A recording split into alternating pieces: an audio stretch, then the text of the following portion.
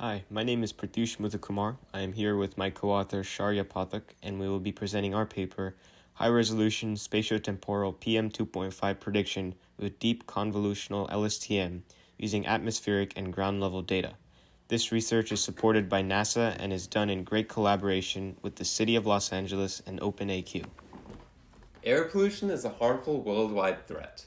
According to a recent UN report, air pollution contributes to 7 million deaths annually and a 1 to 2 year decrease in global life expectancy.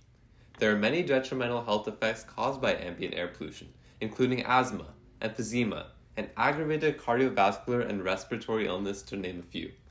Experts project that by 2050, the worldwide early deaths caused by particulate matter 2.5 or PM2.5, a harmful air pollutant, will more than double. Furthermore, by 2050, more than 2/3 of the world, or 7 billion people, will be estimated to live in urban areas, where PM2.5 is found in its largest concentrations. For this research, we will focus on predicting PM2.5 in advance for various urban areas across the globe. Before we propose our solution, we must first understand the nature of the problem at hand, a spatiotemporal problem. Air pollution and its prediction relies on both spatial and temporal patterns. It is spatially correlated because air pollution travels through the atmosphere and affects and is affected by pollutants in its surrounding areas. It is temporally correlated because air pollution an hour in the future depends on the patterns of air pollution currently. Traditional approaches to predicting air pollution focus on either spatial or temporal correlations through the use of convolutional neural networks and long short-term memory models, respectively. Recently, an advanced model called the ConvLSTM has been developed for a variety of spatiotemporal problems. ConvLSTMs are similar to traditional LSTMs, but perform convolution within the cells instead of the Hadamard product. We have used a sequential ConvLSTM structure with multiple layers in our model. Graph convolutional networks, or GCNs, are similar to traditional convolutional neural networks, but utilize graphs as input. Instead of grids of features, graph convolutional networks apply convolutions to graph structures, thus allowing for advanced representations of real-world systems with vertices and edges. Because GCNs can adapt to and learn from changing spatial patterns rapidly, this approach is often used for weather and meteorological prediction. GCNs use convolution filters on sets of neighboring nodes. GCNs use weighted directed graphs as inputs, where the graphs contain sets of vertices and edges. Here, neighboring nodes are defined as nodes that are connected by edges with the smallest weight. The GCN then learns the feature embeddings on the vertices and edges of the graph. It is important to note that we can construct and feed graphs of meteorological sensor data for the time period that the data is indexed as. For example, if we are using daily meteorological sensor data, then we can construct graphs of meteorological sensors corresponding to data of each day and use GCNs to predict daily data in the future. We will also be using a technique that was introduced by Wu et al. In their paper Inductive Graph Neural Networks for Spatial Temporal Kriging. They introduced a spatial temporal interpolation technique that can be used on graphs to create denser, more complex graphs by interpolating vertices and edges. They trained their interpolation network by hiding portions of the sparse input graph and using the remaining vertices and edges to learn the interpolation for the hidden portion. After training, the interpolation network can successfully create nodes and edges from missing data. We will be using this technique to interpolate our sparse input graphs created using meteorological data before we use it as input for the GCN. Thus, the GCN can learn patterns using a more dense interpolated graph of meteorological data. Here, we outline the major goals of our study. We will be predicting hourly PM2.5 in the future, spatially continuously over various urban areas around the world. The 4 regions we focus on in this research are Los Angeles in the US, Mexico City in Mexico, London in the UK, and Durban in South Africa. In total, these regions are a diverse set of urban areas from the north, south, east, and western hemispheres, each with unique topographies, climates, and terrains. We partnered with city officials from each of these locations to understand the monitoring systems implemented and collect their data for our research. We utilize input data from both ground-based monitoring sites as well as remote sensing data and imagery on board orbiting satellites. Our complex deep learning model will utilize multi-source big data in a variety of formats, including meteorological, wildfire, heat and smoke, pollution, elevation, and population data to predict hourly PM2.5. For all data sources used in the model, we collect hourly data spanning 3 years, from 2018 through 2020 for a total of 26,304 samples per source. We collect remote sensing data and imagery from various NASA and ESA satellites. We collect aerosol optical depth, or AOD imagery from the MAIC algorithm applied to the NASA MODIS satellite data. Aerosol optical depth is perhaps the most comprehensive remote sensing data for air pollution prediction, as AOD imagery provides visualization of nearly all atmospheric air plumes over a geographic area. An example of AOD imagery is shown in subfigure A. We collect satellite imagery of various air plumes including nitrogen dioxide, methane, and carbon monoxide from the TROPOME instrument on board the ESA's Sentinel-5P satellite. An example of nitrogen dioxide data from TROPOME is shown in subfigure B. We also utilize fire radiative power, or FRP imagery from the NASA MODIS satellite. FRP is a measure of the radiant heat output from a fire and provides information on the scale and impact of any wildfires in the area. If no wildfires are present, particularly during non-wildfire season or in regions with low prevalence of wildfires, FRP also measures man-made carbon emissions, such as carbon monoxide and carbon dioxide emissions. An example is shown in subfigure C. For further heat and smoke data, we utilize the NASA MERIT-2 algorithm for a variety of additional fire features such as surface air temperature, surface exchange coefficient for heat, and planetary boundary layer for height. A visualization of the MERIT-2 PBL height for a single frame is shown in subfigure D. For ground-based data of air pollutants and meteorological features, we collaborated with city officials from each of our urban study areas.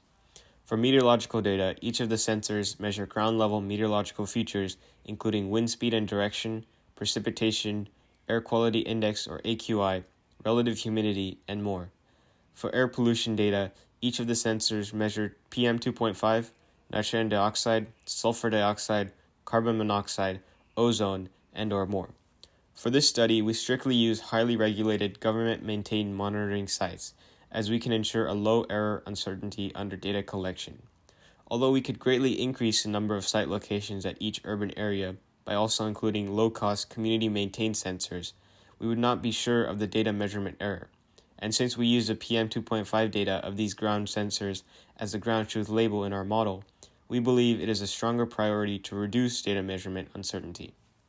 For the Los Angeles area, we selected a geographic area of 70 kilometers by 70 kilometers of northwest Los Angeles County. Within these geographic bounds, we utilized 7 monitoring sites to providing hourly PM2.5 data, as shown in subfigure A. For the Mexico City area, we selected a geographic area of 80 kilometers by 80 kilometers. Within these geographic bounds, we used 34 government-maintained monitoring sites measuring hourly PM2.5, NO2, CO, O3, and SO2, as shown in subfigure B. For the Durban area, we selected a geographic area of 30 kilometers by 30 kilometers. Within these bounds, we used 4 sensors measuring hourly PM2.5, NO2, CO, and O3, as shown in subfigure C. Finally, for the London area, we selected a geographic area of 50 kilometers by 50 kilometers.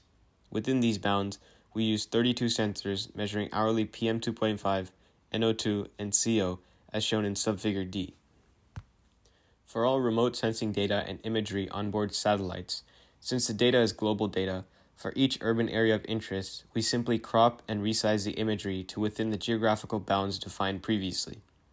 We also perform preprocessing on the raw ground-based meteorological data. It is important to note that although our raw data recorded various meteorological data within their varied units, the dataset we use recorded the percentile of their recorded data against the maximum value recorded for the previous year.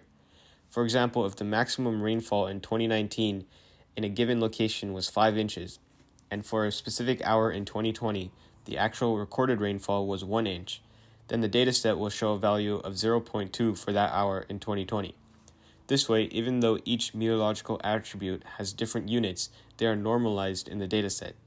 We then create a multidimensional weighted directed graph using the meteorological data. First, for each frame of meteorological data in the dataset, we define a 40 by 40 grid, where the boundaries of that grid correspond to the latitude and longitude of the geographic boundaries of the satellite imagery. We then map the ground level sensors to this grid based on the geographic location of each sensor. Then, for each meteorological attribute of each day, we use the Stellar Graph Python package to create a graph bounded to the grid where each vertex value corresponds to the stationary meteorological percentage value from the data. Here, stationary means the attributes that are specific to a sensor location, like relative humidity, AQI, temperature, air pressure. The non-stationary attributes, like the distance between two sensors and the U and V components of wind created from the recorded wind speed and direction, are assigned as weights to the edges of the graph. Thus, for each frame, we have a weighted directed graph that has encoded meteorological data. We then constructed our set of images in a format that could be used by the ConvLSTM. In the 3-year time span we selected, there are 26,304 raw frames of data for each source.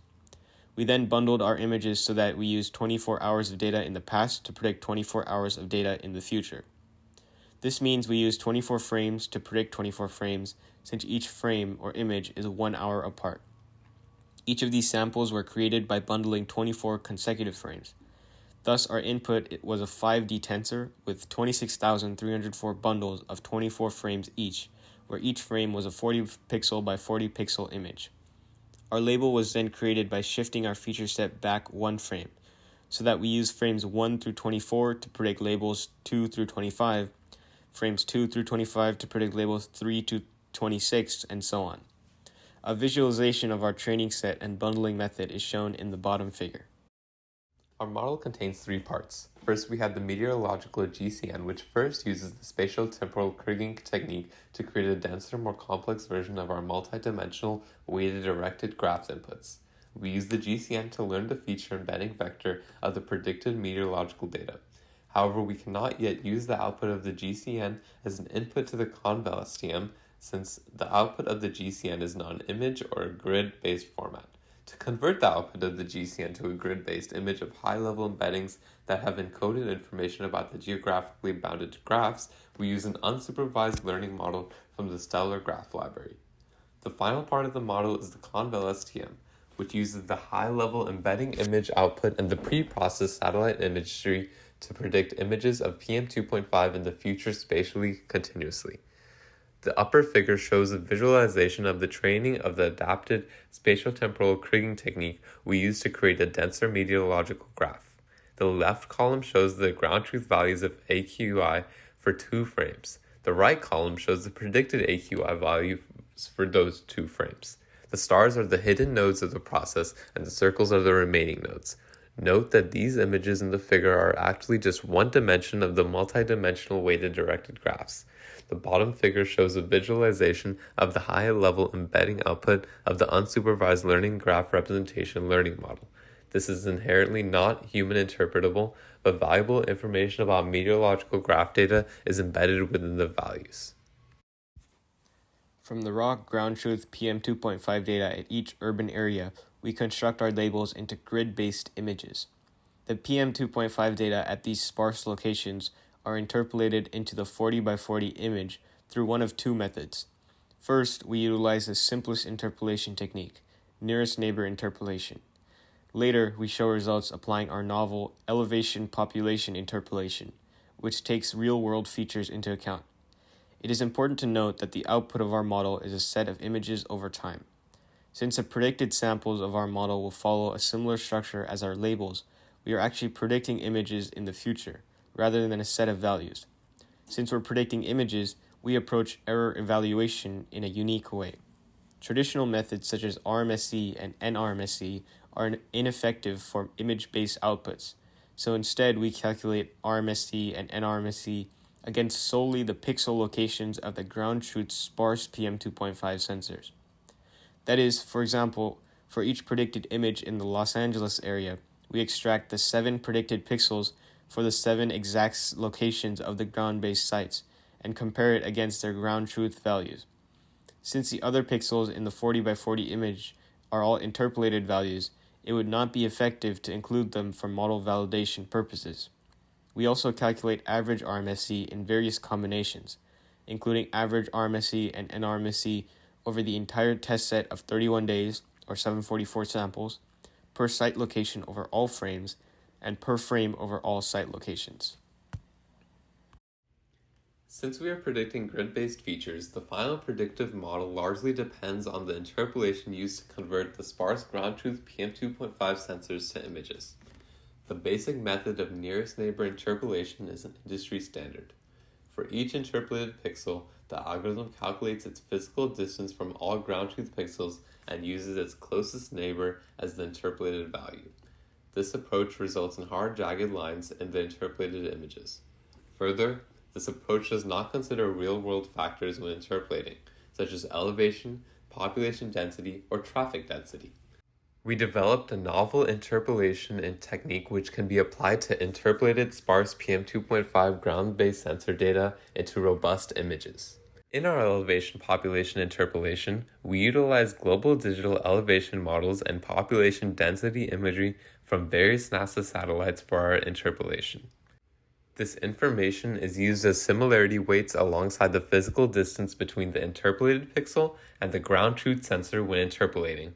A comparison of the nearest neighbor interpolation against our elevation population interpolation is shown in the top right figure. There is a clear improvement in the quality of the interpolated figure when using our novel interpolation technique. Further, we show the impacts of each of these real-world features used as weights in the bottom right figure. Subfigure A displays our interpolation with the elevation map as the only weight.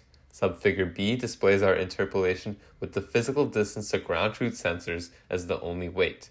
Subfigure C displays our interpolation with the population density map as the only weight, and subfigure D displays our complete interpolation with all three features contributing as weights.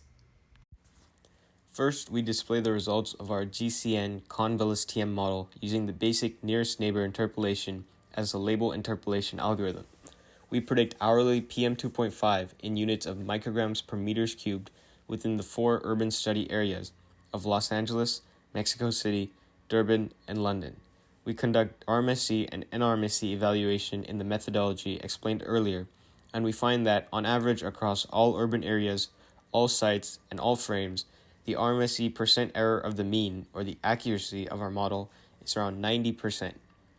For more advanced results, please refer to the extended results section at the end of this presentation.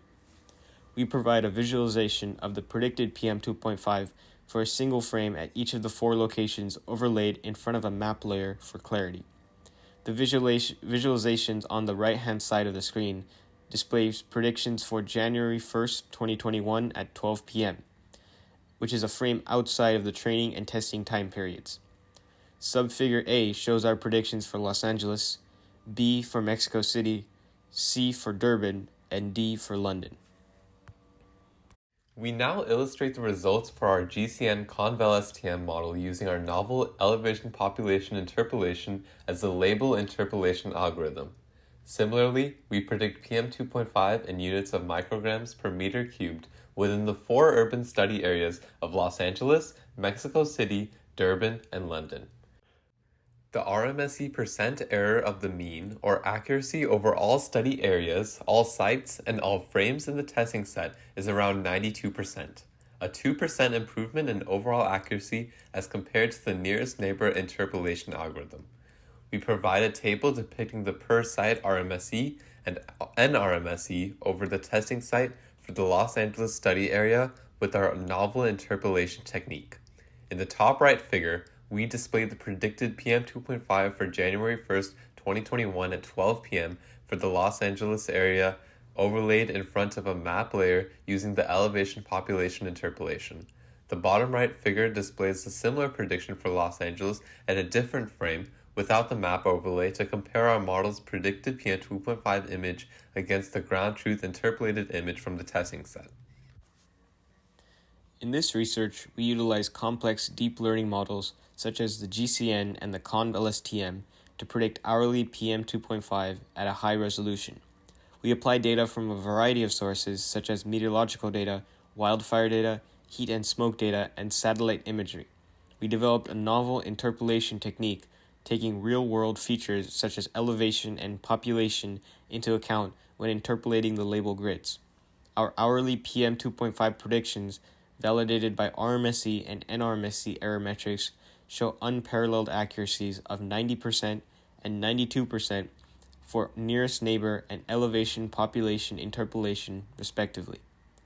Prior research largely focuses on much larger study areas, so the high accuracy we were able to attain in a model capable of predicting PM2.5 within city limits at a high resolution is a novel contribution to the field of air pollution prediction through deep learning.